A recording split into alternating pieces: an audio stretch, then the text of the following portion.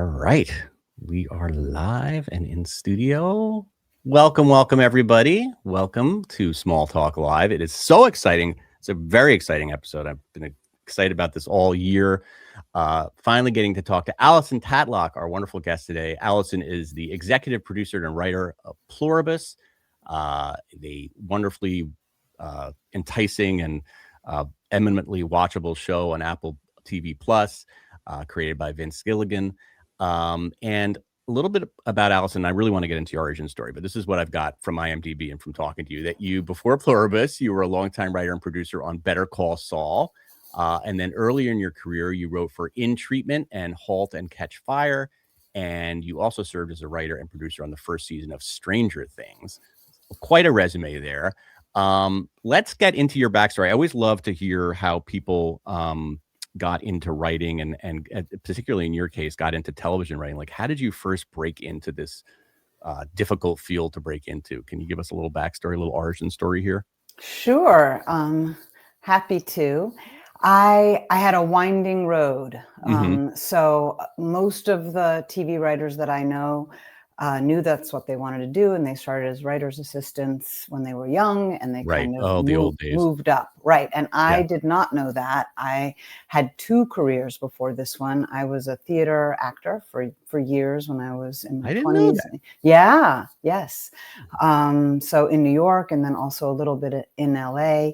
And because being a theater actor in LA is challenging, I needed a day job. And when I first moved out here at the end of the 90s, I got a job working for a nonprofit, bringing poetry and at that time theater workshops into juvenile detention facilities. Oh, cool. So the organization at that time was called Dream Yard LA and eventually rebranded to be Street Poets. And I ended up working in that organization for 10 years.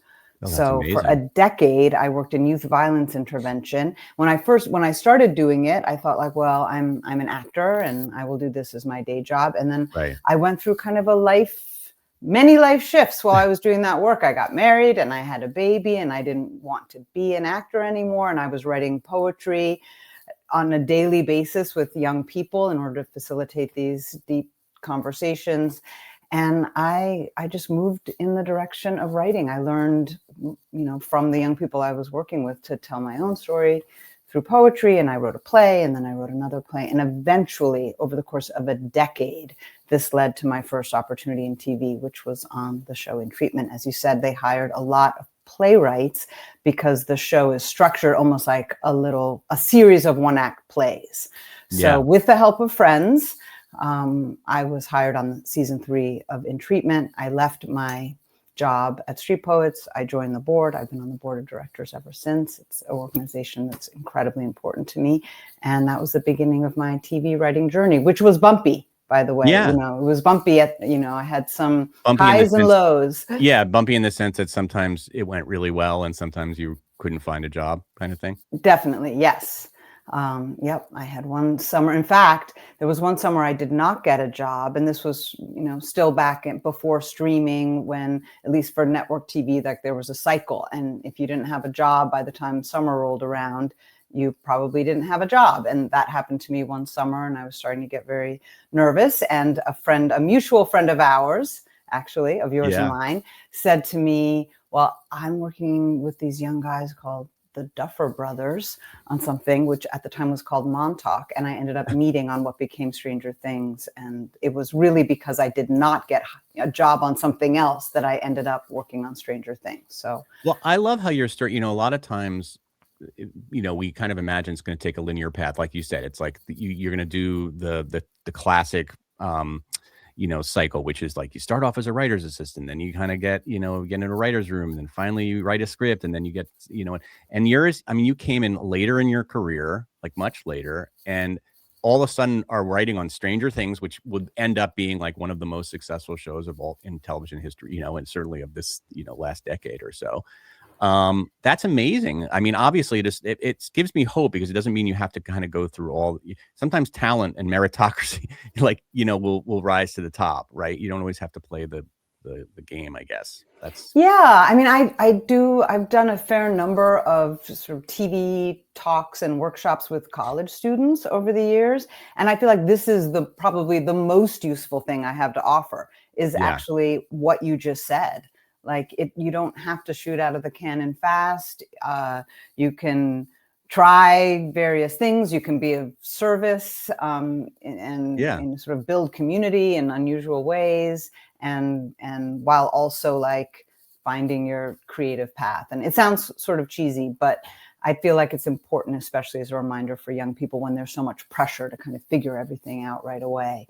And even older people, like, obviously I talk a lot to Gen Xers in my podcast and on my Substack. And I think sometimes we feel like at 50, like I'm done. Like especially when we end up losing our jobs, that we've had for a while, which a lot of my friends are starting to lose jobs or getting laid off repeatedly. Right. And I think it's to hear your story and just hear the story of people who are kind of reinvented themselves and have like still managed to stay successful at their, in our 50s. It's very inspiring. So thank you, Alison. Oh, well, thanks for acknowledging that. And I'm happy to share the story. Yeah. How did it go from being, okay, so you worked at In Treatment, which is a show I loved. My wife is a therapist, so of course that one resonated for us. And then Stranger Things and Catching Fire, to actually meeting Vince Gilligan, who's like, considered like one of the great TV minds, great writers of the last 20, 25 years. And for all of those who might not know Vince Gilligan's name, if you were in a cave somehow, created Breaking Bad, and then of course a spinoff, Better Call Saul. So how did you get on Better Call Saul? That's a huge get for you, right? Yes. And I have one particular person to thank. So what happened was I got Halt and Catch Fire, which was a really important job and show to me. It was kind of it was, I don't know, it was a shift for me in my career of like, oh, this is what it can be like. It was a very collaborative job. It was a job where the voice of the individual writers, was really respected. And I don't know, I was proud of the work. I loved the show and I loved my colleagues. One of the producers, the non-writing producer of that show, is an amazing person named Melissa Bernstein, who she came up as a producer on Breaking Bad, and she was then an executive producer on Better Call Saul. And as Halt and Catch Fire was coming to a close, I was actually on the set in Atlanta for the filming of my final episode. She kind of pulled me aside and said, hey, I think that there might be some movement in the Better Call Saul writer's room for season 4. Would you like to meet with Peter Gould? So Peter Gould had been on the staff of Breaking Bad, and he and Vince co-created Better Call Saul. And at the time, by the time I joined, Vince had kind of handed the show off to him in the middle of the run of the show. And he was doing the hirings and he was running the room. So I met with Peter Gould, and 2 weeks later, I was on the staff of Better Call Saul. That must have been pretty wild. Yeah, it was wild. I felt that I needed to rewatch all of Breaking Bad so that I would be totally up to speed. And my daughter will tell you it was funny days in my house because I had 2 weeks and I wanted to rewatch the whole thing. And she was, at the time, we felt like too young to watch Breaking Bad. Right. And I was watching it morning, noon, and night. So we had these very funny kind of Sunday afternoons. We're like, don't come in. Mom is watching Breaking Bad, as always. How old was she? Because my daughter, who's now 16, is obsessed with Breaking Bad. Like, she's old enough. She binge watched it. Yeah. And I was like, is this appropriate? It's completely inappropriate, but I'm glad that she watched it because it's a great show. And I like to encourage her to watch great shows. So you were up to speed on that. And so then Vince hired you for Pluribus. So he obviously liked your work. I guess you worked with him even though Peter Gould was running the show. I did. Yes. So Vince was in the room for the first couple of months of every season of Better Call Saul. And then for the final, and he weighed in on all of the scripts and all of the cuts for the final season 6, which was pandemic. We were on Zoom for a year, breaking the final season of Better Call Saul. And Vince was full time with us in the room. So I worked closely with him during that final season. Yes, exactly. And even though it was on Zoom, it was the final season. It was kind of all hands on deck. It was a pretty profound experience under very, as we all went through, extreme circumstances. And we were able to finally break the season and produce the show with all the, hazmat gear that we all had to wear at the time, and getting tested every other day for COVID. Yes, it was very intense. And I did work with Vince on a daily basis during that time. And when we were done, he asked a few of us from that Better Call Saul family if we would be interested in being part of a development room to help him kind of talk about the potential for his new idea, for his new series, which he had conceived of it as a limited series. And he wanted to see, is there a way to expand it? Could it be at least 2 seasons? And that he would love to kind of knock that around with a few of us who he knew and trusted. So that seemed like an amazing conversation to have. Yeah. Yeah. That was the first time you found out about this concept. Yes. Apparently, I heard some interviews that he had that idea for like 10 years. Like that's not that he had bounced around, right? That's my understanding. That's right. I think it was 10 years, because I think he said 2015 was when he started thinking about just the very beginning of it. I wasn't on Better Call Saul yet, but at that time he said he would go for walks around the block during lunch and kind of think about that one. Yeah. And so that's how. So how can you to be a fly on the wall in those days where he was explaining the idea to you? But like, what was your initial? How was it initially explained to you what the concept was? Well, he actually had scripts. He did have drafts of the first 2 scripts. So the first thing he did was send those to us. So you had that. Yes. So I think my first impression was from reading. I don't know that he had to pitch it to us before that, or at least not to me. So I read his draft of the pilot and of the second episode as well. Some of that changed once we got into the room, but certainly the basic idea was there, and all of the main characters and their voices, all of that had been established by him. And what can I say? I was excited. I was like, this is really weird. It's incredible. It's unlike other things, which is exciting. It's an original idea that came from his brain. And also I knew already that it was going to be a vehicle for Ray. And Ray Seahorn is an incredible actor, and I love working with her so much. Ray had a huge part in Better Call Saul. Yeah. And so you already knew her, so you could envision what it would be, kind of a little bit like what it might be like. Yeah, exactly. And what an incredible thing to get to be part of something that was written with a particular person in mind.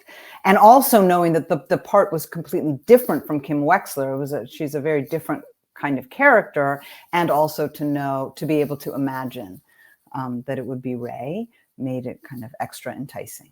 And people that I know and love and had worked with already for years. So it was like, this is kind of a large existential question, but like in your mind, like what is this show about? Like, is there a lot of people have different theories about what it's about. Is it about, free will versus like the hive mind? And is it, some people say it's about alcoholism. Like I've heard interesting takes like in the media and like reading Reddit posts and stuff. In your mind, like, does it have like a, you have a big, good mind. Like what is this overall theme of this show? Like, what is this show about? Well, we love all those different interpretations. Right. So I would never say it's not about this. It is, in terms of like the metaphor of the hive mind. Yeah. A couple people have said that they think, I'm sure more than a couple, but a couple of people that I've spoken to directly have said it's about grief. It's about the feeling like having a profound loss and feeling like the rest of the world is just happily going along, living their happy, content lives is one's perception. Perhaps when you're in the throes of grief, even though, that's of course not the reality, but that's what it feels like, is to be on the outside of something. Well, that's interesting. Yeah, which I thought was super interesting. I think the addiction metaphor is very interesting. Of course, people have said it's about AI. Of course, people have said it's about social media. For us in the room, we just delight in all of these different interpretations, because of course it absolutely could be seen through any one of those lenses, or all of them at different times. And I love all of that. I wouldn't say that Vince or that we as a room had any one of those particular metaphors in mind when he conceived of the show, when we were making it, but we love the perspectives that people bring to the show. It's actually been very gratifying to hear all of that.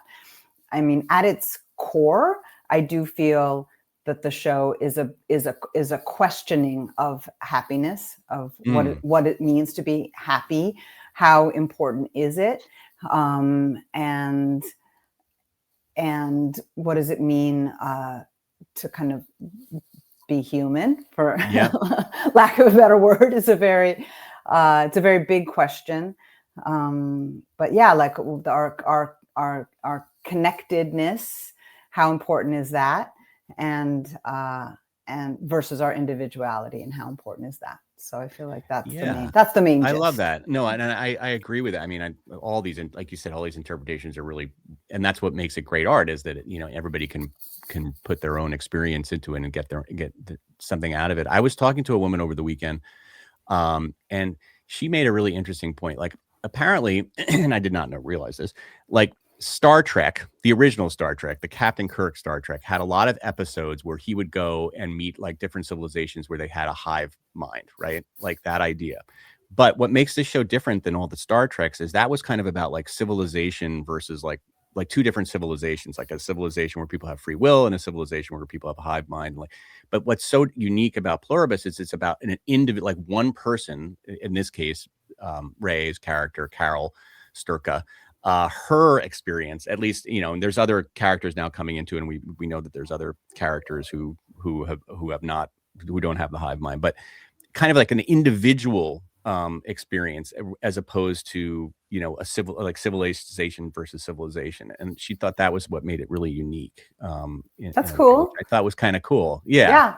I like that. And, you know, we do have a solid representation of Gen X in our writer's room, including a few of us on the older side of Gen X. And we, of course, grew up with that original Star Trek, and we're sort of like nerds. Does that start? Had you thought about that Star Trek? Because I actually didn't. I wasn't a Trekkie. I mean, Star Trek was on like when I was watching. You know, obviously everybody watched Star Trek when we were kids, but it wasn't like I was on repeats by that time. And I wasn't a Trekkie. I wasn't a science nerd like that. But I think the people who are Trekkies definitely recognize this as a theme. Like, I can't think of that specific episode, to be honest. And I don't know that we talked about a particular episode. But the show was meaningful to some of us. Vince was a huge fan of The Twilight Zone. Oh, wow. And he, of course, came up on The X-Files. Right. So he has sci-fi roots, and some people have said like, oh, this is a return to his X-Files kind of gestalt, and that's not wrong. Although the X-Files like a very different kind of structure of show, since it was much more episodic, and this show is so much about one person's psychology and one person's kind of emotional journey. As opposed to being episodic. Yeah, the one side. And this one person, so you mentioned the word Gen X, and of course we're talking a little bit about Gen X today. So, you know, I had written this article about how Carol, the character Carol, to me was like a sort of Gen X icon, in the sense that she was immediately skeptical. You know, our generation came up and we were skeptical of any kind of like groupthink or, you know, kind of like any kind of common, you know, this is the way everybody is going to think about something, and so we're going to think about that. We have a kind of healthy cynicism and skepticism, and I like that she is not going to go along with it. You know, and I wondered if, you know, I don't know if I've read too much into it, maybe because I'm so obsessed with Gen X things, but it was there sort of like a feeling of like, this is the kind of person that we want her to be, that she's not going to, you know, she's going to watch first of all, I love that she watches the Golden Girls on her free time. That was a nice touch. How did you get that? Like, who thought of that one? Let's see. I think that my colleague Gordon Smith pitched that as one of a few possibilities. So it's always a combination of like what you want and what you can get. And we all feel that was a really, a great show. Like a great show in its own right. Like even if you listen to the little clips that are in our show, it's genuinely funny. Those women were amazing. And it felt exactly right for the character. And also the theme song, you know, the theme is so great to kind of hear on repeat, and it's iconic and so recognizable. So, yeah. But I love that she's, and again, Vince likes to do this where he likes to have anti-heroes be the protagonist, but I love that she's not always likable. Like you know, some people might even find her slightly annoying, right? Even though I love her character, but I love that she has that sort of, she has that Gen X, like, convince me that I need to follow along. I'm not going to, screw you, Yeah, she's cranky. We called her an insufferable hero. And Right. I would say that we don't think of her as an anti-hero. Vince has gone on record now a couple of times saying that, as opposed to Walter White and Jimmy McGill, who for sure were both anti-heroes, that he does think of Carol as a hero. She is trying to be heroic. She might falter along the way, and she might not always have like the best disposition, but she is trying to do the right thing. Yeah. Yeah. So we do think of her as a hero, in just like in her mission, I guess, even if she gets derailed, which we felt was very human and very, I don't know, understandable, very relatable under the circumstances, to get a little derailed from one's mission when you're incredibly lonely and incredibly sad or incredibly freaked out. But she does want to do the right thing. Right thing. She's a malcontent. Mm-hmm. Right. And I remember, I don't know if you remember this, but I feel like in the early aughts, when the millennials were first kind of coming up, maybe even before that term was coined, there became this phrase of like the new sincerity. Do you remember hearing about this? Right. Yeah. And I do remember at the time thinking like, what is that? So our generation, we were not raised or we did not come up with this sense of like earnestness and sincerity. There was like a different vibe. A sarcasm. Yeah. Yes. Yeah. A little bit of edge. And that is more Carol. And if you, now that I'm saying it out loud, the hive mind in our show, the others are very sincere. So maybe that's part of what's alienating. It makes us uncomfortable when people are so sincere. Yeah. Yes, so that degree of earnestness, and to have it among 7 billion, where you're one of the only who's left kind of raising an eyebrow. I think Vince would say it's partly the metaphor for him was just about change and the feeling of something is happening and I'm being left behind. I also love her backstory before this all goes down. She's kind of like, she's this reluctant fantasy novelist, which is a great idea. I kind of like, I'm like, wow, that's such a great idea, because it's such a now kind of, you can imagine these people who write these incredibly classic, what do they call romantasy, I think they're called. Yeah, I think that's right. Novels. Yeah, and they are, but probably feel like they're selling their soul a little bit, which is kind of the feeling I get with her, where she's sort of like, she wants to be considered like a great writer, but she's been forced by the marketplace to write these kinds of things, and kind of writes them a little bit, obviously writes great books because even the hive people love them. but like the hive people love everything. She loved everything. Don't right. trust them. Yeah, you can't trust them. But in the beginning, because I rewatched the first episode recently. In the beginning, these like these people showing up to her book signings at Barnes and Noble, like they're wearing the with the sword that the protagonist might use, and so I love that she's kind of like, ugh, I hate this. I thought that was really a really good, clever device that you guys used. Like, yes, well, it's no accident that she's a writer, of course, right? Because we kind of all poured our own neuroses and I don't know, self-doubt into this character who, as you say, is not happy with what she's producing. Now, romantasy, I think, is a very successful genre right now. It's actually probably one of the best-selling genres of literature. We should all right be writing now. romantasy. Yes, we should all be writing romantasy for sure. And although Carol is very judgmental of her work and has other aspirations and looks down upon herself, I would not say that's true of romantasy writers as a whole. I think there are plenty of people who that's what they set out to do, and they do it well. And yes, we're not taking down the romantic. No, for sure. I love. Just wanted to be clear about that. No. And again, I'm not saying there's anything wrong. I'm just saying that she has an issue. Yes, because I think she sees herself as a literary, or wants to be, and has this side project that she's written, which apparently her ex-wife, I shouldn't say her deceased wife, was not crazy about, or was not, didn't love necessarily. Right. Well, that's that long kind of brutal but hopefully amusing scene with the great Jeff Hiller, which was in one of the first episode that I wrote, episode 104, where Carol and this man who will go by the name of Larry sit across from each other. And she grills him. Was a painful, delightfully painful scene to break in the writer's room, and then also to write, because it is the writer's worst nightmare. Yeah. That's to hear that. You don't, why do you even want to know? And she just has to know, but then she doesn't really want to know. She has to know because she has to know, because that's ego. And also because strategically she's using it as a litmus test. So it's very smart. Like, she thinks of a very clever way to test their honesty that is painful for her, but successful as a scientist.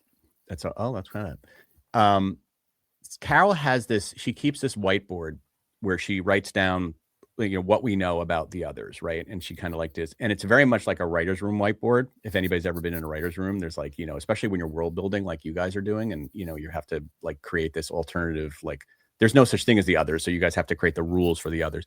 So in a way, I wondered if that whiteboard is almost like do you guys have a similar whiteboard of what the others, because obviously more than we do at this point about what they want, what we know so far about them. Do you guys have a similar whiteboard that goes a little deeper than that? Like, how much do you know about the others? Yeah. We have a board. I've been in writers' rooms in the past that do have literally whiteboards with dry erase. In the Vince Gilligan culture, we don't use literally whiteboards. Everything is carded on note cards, or when we're on Zoom, they're yes. So but of course, you're right.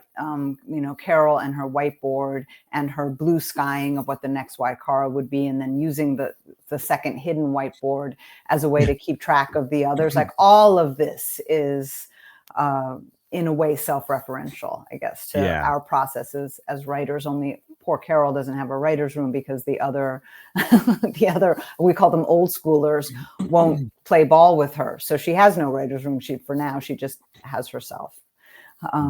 We at least have each other as we figure this stuff out. So the way we do it is when we start talking about a season, we have like a period of time where we can do blue sky. And we also, of course, had to establish the rules, like in any sci-fi. And I experienced this on Stranger Things, and actually on another show that I worked with on as well. You have to figure out your mythology. You have to figure out the rules of the world. And we spent a lot of time, especially in season 1, trying to nail this down as well as we could, so that we would feel confident that we were building on bedrock, as Vince and Peter Gould like to say. Like, make sure your foundation is stable. So we have boards in the room that list stuff. We also have incredible research assistants, research support in our support staff pool of future television writers. And so we have documents. We have actual documents that people are researching and sharing. What do you mean documents? Like, in other words, there's a living document, like a research document that is shared via email. And it's all these, and that's the things that they can and can't do, and they're a little bit of their history, and it's rules, and then it's also science. So it's like when you're doing sci-fi, I joke sometimes, like, you need your sci with your fi. So we try to keep track of the fiction, the fi part of it that we are inventing, and then we also have help with science, so that we can make it as scientifically viable as possible.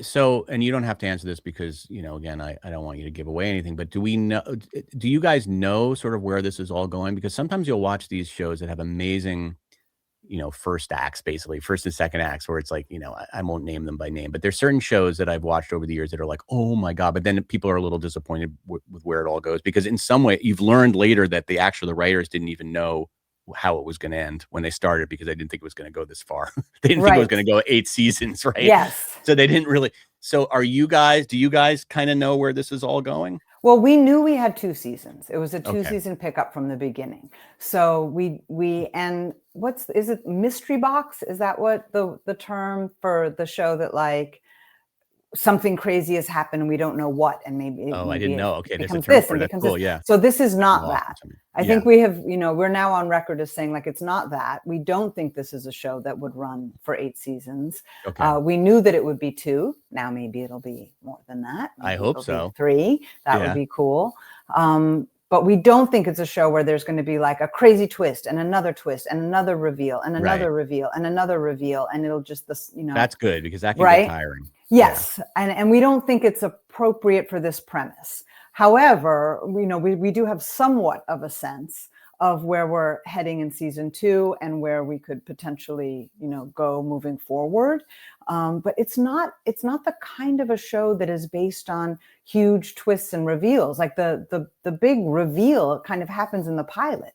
Like, oh wow, the entire world is now connected and happy, and these few people, for whatever reason, are immune to this virus and they're left behind. And that is essentially the premise. And when you think there's like a big reveal of like, oh my God, because we're not worried about spoilers on this show, right? Like we're just assuming that I'm assuming everybody's watched it. We're a week past. So there's going to be spoilers, for those who haven't. But when it's revealed, like, oh my God, they're consuming a product, that's made from the bodies of dead human beings. That Carol is horrified and shocked, but then we find out in the next episode, like it's not that big of a surprise to everybody else, actually. So we tried to take these tropes that are familiar to us from other zombie shows, post-apocalyptic shows, and kind of turn them on their heads a little bit. Let's talk about that last episode, because you wrote it, by the way. I co-wrote it. I co-wrote it with Gordon Smith. Let's get that right. But bravo on that, because it's such a great episode. And one thing that's kind of gone viral online, I don't know if you're aware of this, is the goat, I was so happy it did, because actually I couldn't stop thinking about the goat after the episode. So I was like, okay, I'm not alone. And for those who have watched it or haven't watched, so in the beginning, we're in Peru. I assume that was Peru, right? Yes. Well, it's meant to be Peru. Meant to be Peru. Yes. Wherever it was beautiful. And there is maybe you can explain it, because I can't really explain. I don't know the characters' names, but the one character has a little baby goat. Kusamayo.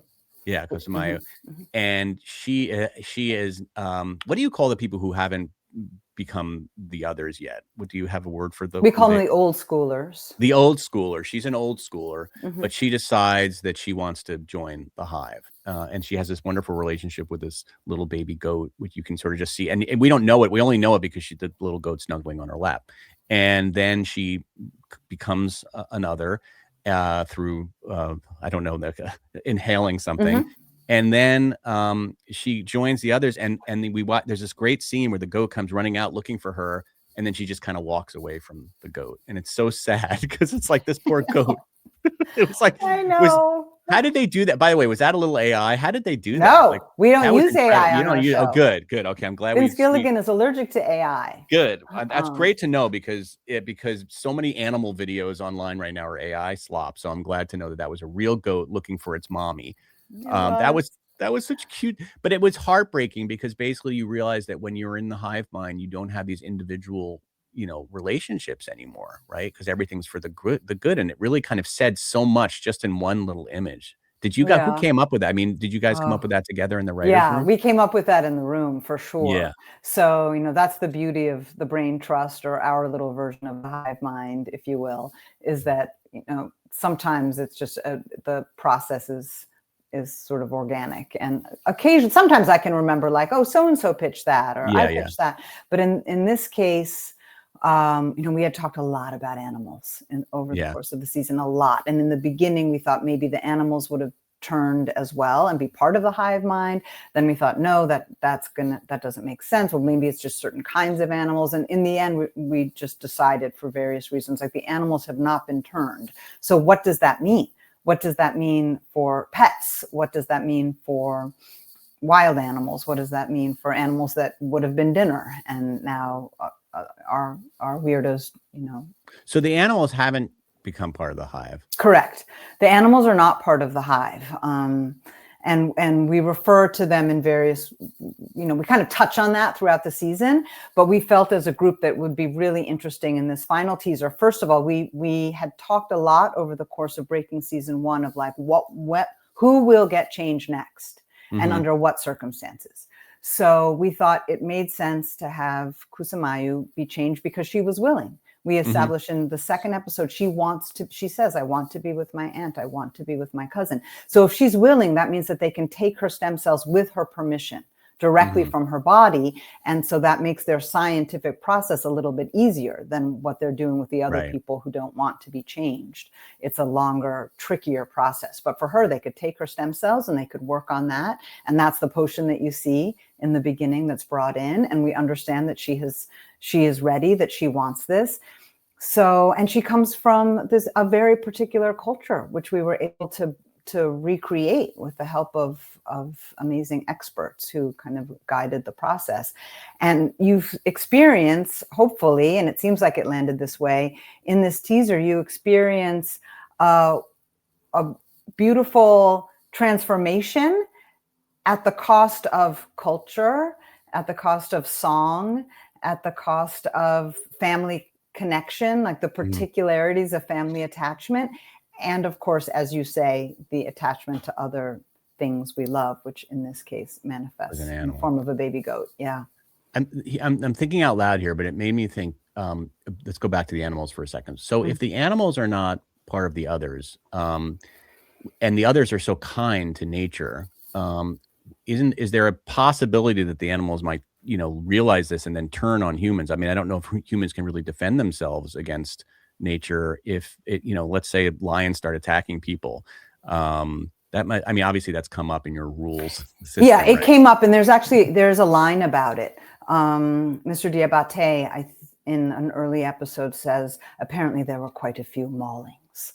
So when they free the animals from the zoo, first of all, they are hungry. So if you think about wild animals roaming around and having to find their own dinner. So yes, there are some casualties. And we thought, I think we have another reference to if there's a dog that is super attached to one particular human, they will, let that dog follow along. So I guess it's possible to think that maybe baby goat, could attack. Finds a way to follow along. I was going to say maybe baby goat starts attacking people because they realize that they can't defend themselves anymore. Right? It's almost like before we were, Homo sapiens, or when before we learned how to fight back against animals, we used to hide in caves from large saber-toothed tigers and stuff like that. But the other really interesting choice that you guys made here as writers was in the last episode.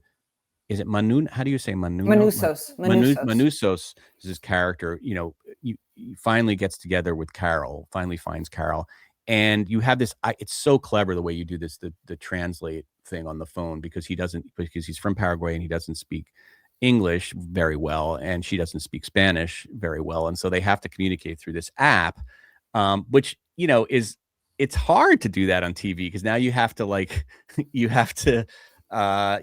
the app play the thing, and then she has to respond to the app, and then not him directly, and so it's like, and they're both responding to translation.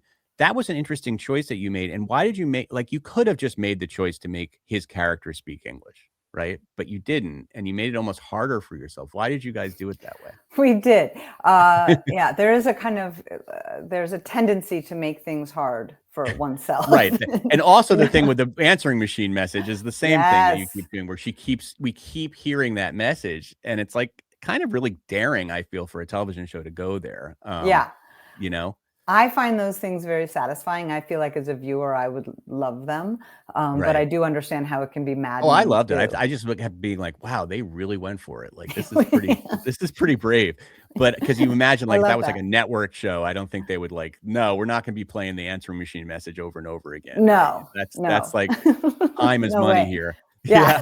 No, I agree. So, but anyway, tell me so about the choice kudos, I guess, to our creative partners at Sony and Apple for trusting. Trusting the Gilligan process. So yes. Okay, wait. What's the question? Oh, the question was, why did you decide to make it hard like that? Like, why does he have to speak? Oh, the translation, right? Yeah. So we start the jumping off point is trying to be real, right? So if the entire world of 7 billion people plus is going through this transformation, it is just numbers wise, it seemed to us unlikely, of course, that, well, it's impossible that everybody is going to speak English. The same language. Right. Yeah. And sometimes from great obstacle comes drama and fun and humor and all of it. So the language barrier between the two of them seemed, first of all, realistic. And then from that place of realism, we hoped would come like all kinds of additional challenges. Now, that's not to say we weren't worried about it. Like, we will set these obstacles for ourselves. And I know that the Breaking Bad people, the example that's always given in that case is this machine gun in the trunk of the car. Like, they painted themselves into a corner and then they had to figure out how to paint themselves out. And so we set ourselves up with this major challenge. And it was tricky. It was really tricky. When we were writing it, we thought, oh my God, this is going to drag. Yeah. This is going to drag. How are we going to do this?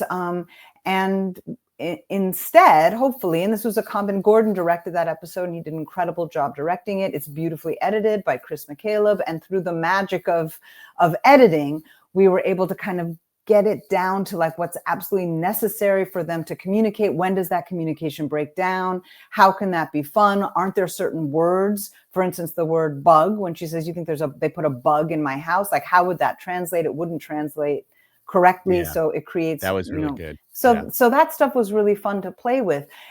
When we were writing it, we were, first of all, when we were breaking it in the room, we were concerned about what you're talking about. When we went to write it, we were concerned again. When we went to shoot it, I know it felt like, oh my God, are we dead in the water? Like, how is this going to play? How's this going to work? Yeah. And then finally. And apparently for the actors, it was kind of tough too, because they're responding. I don't even know if you guys, I don't know how you did that. Did you actually play it? Because they have to respond. I mean, it's like, as an actor, that would be hard because you're responding. You have to respond to the translation. So you're not, usually you play off an actor's reaction, but you're playing off a Google Translate, whatever it was that you were using. So yeah, that must, I think I heard Ray, not Rhea, Ray say that was difficult. It was very challenging. And it felt like sort of what you're saying about the answering machine message. It felt like, we're not able to play the scene.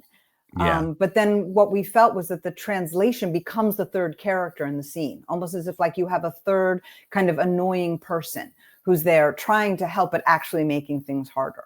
Yep. It worked for me. I mean, I guess I'm kind of like, I'm just a fan, so I'm gonna like everything about the show. We know we can't please every single viewer, so we try to please ourselves and hope that people come. Have you been surprised by that? The show has really generated so much of a response. I mean, maybe you sort of saw it coming, but we didn't know. We really didn't know what to expect. It's such a weird one. So I would say at first, relieved. Yeah, I know that Ray has been on record as saying like mostly she was relieved. And I think we also felt after so much work and so much thought and so much, craft and all the energy put into making something like this, and to know like it may or may not work for a wide audience. So at first I think we just felt like, oh, phew, people seem to dig it. That's great. Yeah. Why do you think people like it so much? Ooh, that's a good question. I think partly because Ray is such a compelling actor, and the whole cast is excellent. So it is, they are just, you want to spend time with them. I would say is a big reason. And then also because of what we talked about early in our conversation of people being able to bring their own life experience to it and say like, oh, I get this. It's about social media. Oh, I get this. This is how I feel about AI. This is how I feel, about loss. This was my experience. It became much more, I don't know, I think like universally relatable than the premise on paper, which just seems super, super weird. Yeah, it's kind of like the anti-zombie, like apocalypse, where like everybody's nice instead of being and horrible and eating your brains. Yeah. Right. So explain to me this. So in the rules, so they're not aliens. Like we don't really know, right? Because they not make aliens. that clear in the first. They're not aliens. It's like like we don't know what created this thing, right? That it has inhabited everybody's body, mostly everybody's body on Earth. Do we know like what it is? It's like I forgot how you guys explained it. It's a virus that came from a signal.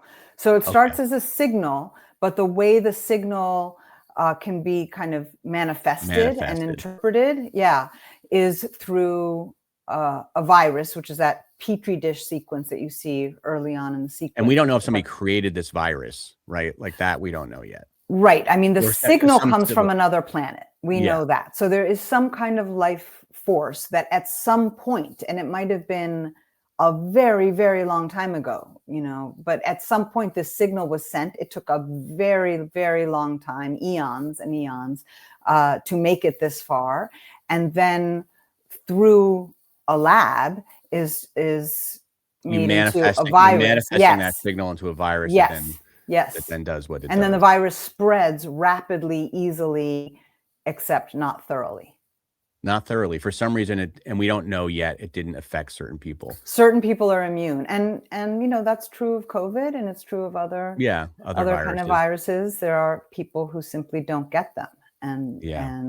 And scientists trying to figure out why. And we may or may not find out why. Exactly. And we also know that you've written a second season. I mean, I don't know if I know that because we're working on the second season now. It's not written yet. Oh, okay. So you're just working on it now. Yes. We are currently in the writer's room for the season 2. And did the response of the first season affect the way now that you were writing the second season? Like, do you make changes based on sort of people's reaction to the first season? We do not. Okay. We really try to tell the story that feels right to us and hope that people go along for the ride and are incredibly grateful and glad when people do. But if we kind of listened to the response, I think we could get into a lot of trouble. Yeah, you have to stick. I think all writers have to stick to their instincts. Otherwise, you can get the mob will end up telling you what to do with your show. Of course, and the mob doesn't always agree. Mm-hmm. So how do you please? You can have conflicting voices, and that could get really messy. So going into the second season, it's pretty much what Vince had always kind of imagined anyway, because he always. No, I would say it's shifting. I mean, it's we have certain directions, events, possibilities that we talked about way back in season 1 when we thought about kind of the longer arc. But he first conceived of it as a limited series. So season 2 was mysterious to him until that development room that we all did. And then when he pitched it and sold it, he did so as like, could for sure be 2 seasons. It was then bought by Apple for 2 seasons. And we have some notions of where season 2 can go. And it's also fluid. We set kind of goalposts for ourselves, but we don't always make it. I mean, the room often talks about on Better Call Saul, they thought that Jimmy McGill would turn into Saul Goodman by the end of season 1. It took 4 seasons really to get there. Okay. And so, right now you're saying we all hope it's going to be more than 2 seasons, but I guess you have to write it almost thinking that if it is only 2 seasons, this is going to be the way it ends. Yeah, that's a good question. I think that before the show landed, we thought, well, we're writing 2 seasons. And now that there is a desire for more, then I think we will try to have a satisfying ending to season 2, just in case. For sure. And also have some very strong ideas for a 3rd season, I guess would be the way that we'll proceed. I can tell you more when we go back to the room next week. Yeah. Or maybe not, because I don't know if. Not specifically. Yeah, exactly. All right. Well, this has been so fun. I love talking to you about it. I'm so excited that you're on this show because I know you, and then I have an inside track, although you won't tell me anything, but I'll try to get it out of you. Maybe apply you with some drinks. Do that. I'll do that. Let's see if there's any questions. A lot of people were like, "Oh my God, there's too many spoilers in here. I'm not going to listen anymore," and got off. That's fair. What would Okay, question from Mateus. What would you say makes Vince Gilligan shows so different? I mean, from my experience, both as a viewer and a writer, it has to do with pace. That his mantra around pace is go as slowly as you can while keeping things interesting. So he really allows things to unfold, and doesn't rush and doesn't bombard the audience with plot, and really we really try to build things. The term that Peter and Vince use in the room is brick by brick. And I feel like that creates something that is really rich psychologically, where you can feel that you are inside the heads of the characters. It feels more real. Yeah. More real, because that's the way life unfolds. I think that's part of it. And then the other thing I would say is a dedication to cinema and to filmmaking, and to really like a specific visual language, and thinking about things visually. As this viewer probably knows, there are episodes of this season where there's almost no dialogue at all, which is pretty much unheard of in TV. So really telling the story visually. Yeah, I like that. Let's see if there's any more. Well, it's a lot of like, oh my God, it's too many spoilers. All right. I'm going to let you go. This has been really great. When do we know when the next, that's more of a question maybe for Apple Plus, but we know when the next season is supposed to launch. It's not the greatest news on this front, because it's going to take us. It takes to make a show like this. It takes a while. I know, but to do all of the things that we're talking about that make Vince's shows unique also takes time. So we will get it to you as quickly as we can. All right, but we're just going to have to be in the next year. Well, this will give us plenty of times for us to watch and rewatch season 1. It seems like not everybody's finished watching. I kind of gobbled it up, and I'm bad that way. Like if I like something, I'm going to binge watch it, and I just watch it all as soon as I can. I'm so happy you're making this show, and I'm so happy for all your success. And you go Gen X, fellow Gen Xer, killing it. You've had so many careers, like just different phases of your career. So it's really great to see you still succeed and even succeed more than you ever have, even in the past. I think that's very encouraging to so many people watching. There's always hope, right? We got 2026 here. I'm constantly pivoting and trying to figure out what's next. And I'm glad that you found a good what's next. And Thank you. I appreciate that. And back at you, as you say, like we've all reinvented in various ways. And it's part of what keeps things interesting. So. It really does. So thanks everybody for joining Small Talk. Thank you, Alison Tatlock, for talking to us about Pluribus. And we will see you all next Friday. Thanks, John. Great to chat with you. Great chatting with you. All right.